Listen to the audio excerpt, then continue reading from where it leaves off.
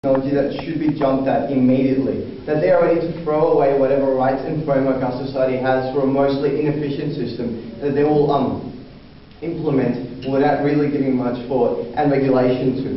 With this in mind, I have three main issues with the opposition's case tonight thus far. The first being convicted criminals, the second being effectiveness, and the final being cold cases. Now to my first point about convicted criminals. Now, as a clause in the model, they said that convicted criminals will be the focus of DNA databasing and the ones that will be at the subject of suspicions and of future investigations. Now, we will have two major objections to this.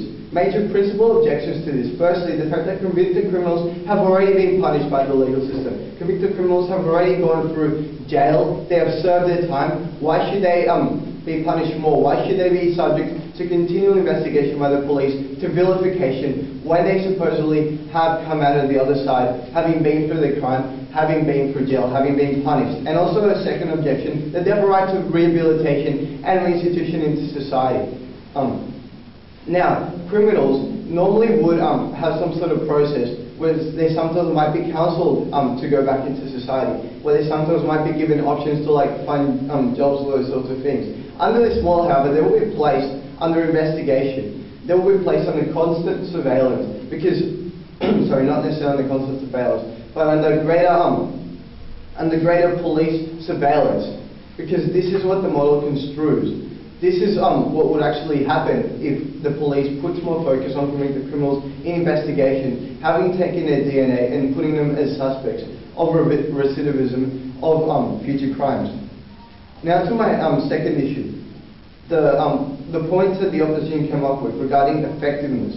Now they said that this will narrow down the search and make it easier for police to find suspects. However, we believe that this isn't true, because when you have a crime scene with many different sets of DNA from many different places, and when you have a database with 20 million people, you're not going to get fewer people. You're not going to be able to verify those who might be guilty, those who might not. You're going to get people who, you're going to get more people who might be guilty. You're going to get people who might have been at the crime scene and those who might have been just passing by. You're going to get people and the police will chase, who will waste resources on and time, as they are named as being important, and thus this will not be conducive towards effectiveness in the legal system. And what they said is that this will disprove innocent people. However, this in fact will not. This will simply show that certain amounts of evidence do not prove that certain people committed the crime, and that they can in fact search further for different modes of evidence. And so this in fact will not save time, as I will elaborate later on in my case. And now they come up with this final issue about cold cases. Now, about security, privacy, and ineffectiveness. And my second speaker will have 2 points on feasibility and assumed guilt. Now to my first point about security. Now what this model construes is that the details of 20 million people are put on a single database without the government having really been given an assurance of security, because this will ultimately be a digital, a physical database that can be hacked, where the information can be stolen from. And in fact, these databases can't always be said to be secure, as was shown by the fact that Westpac had its details leaked. The details of 5,000 of its customers, and there were many cases in which these customers ended up losing money from their funds, where money was lost from their funds, because criminals did in fact obtain these details about them. And we believe that this is what can happen if this sort of information is leaked. If such a massive information is leaked. And who can it be leaked to? It can be leaked to the employers, credit agencies, and insurance companies.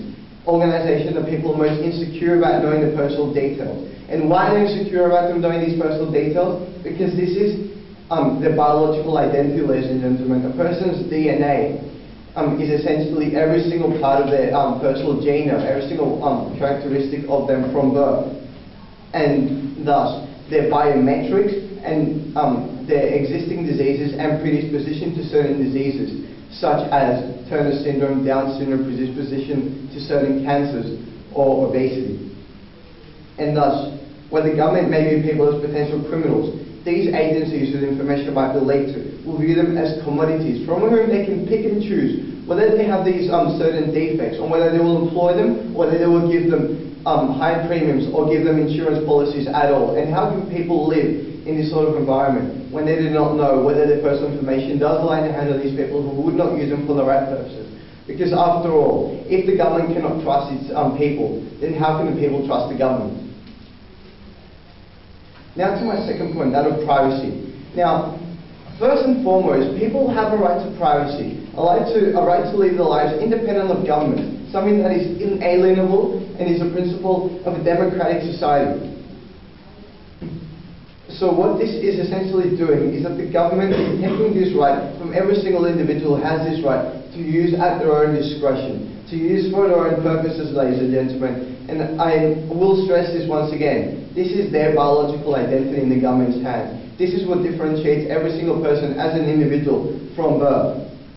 And this is exactly why people were so cynical and vocal about the national identity card, which the Liberal government was proposing, and thus why they downsized it to the Medicare card, which people are still in investigations. Now, currently for people to give their DNA, the police needs a warrant.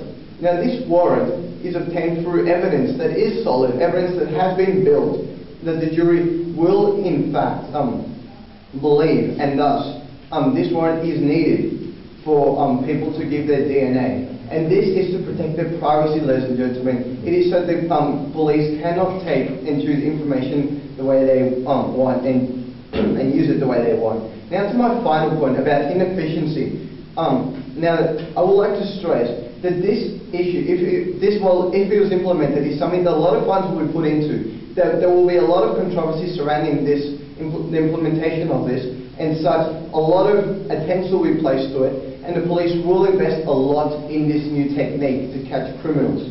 And thus, now that focus is put on this new technique, focus will be taken away from other traditional techniques which they have used to catch criminals. They will seize their chances to use this new technology, as the opposition have said. And firstly, I would like to say that in current prosecutions, a great and overriding body of evidence is needed, and the jury simply won't see a case stand unless it has this evidence that the body is built from, not circumstantial evidence that DNA evidence provides. And thus, this is why a DNA will not help us catch the right person, but give us a general idea about and circumstantial evidence about who may have committed the crime. While this is bad for justice in general, there are also two other stakeholders in justice, which is expediency and speed. Firstly, this DNA database will be the first point of call for the government, and they will have no need for warrants. Thus, they will be able to seize this information straight away, and thus act upon it without having to find anything else first, and without creating a greater body of evidence with more convincing evidence.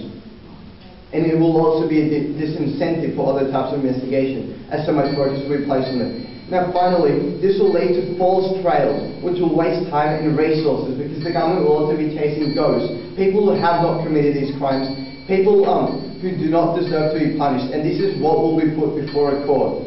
And having a DNA database of 20 million people at their disposal, this simply will not work, because there will be false trails which will make this ineffective. And for these reasons, thus far, it should be clear that this DNA database should in fact not be implemented in Australia. Thank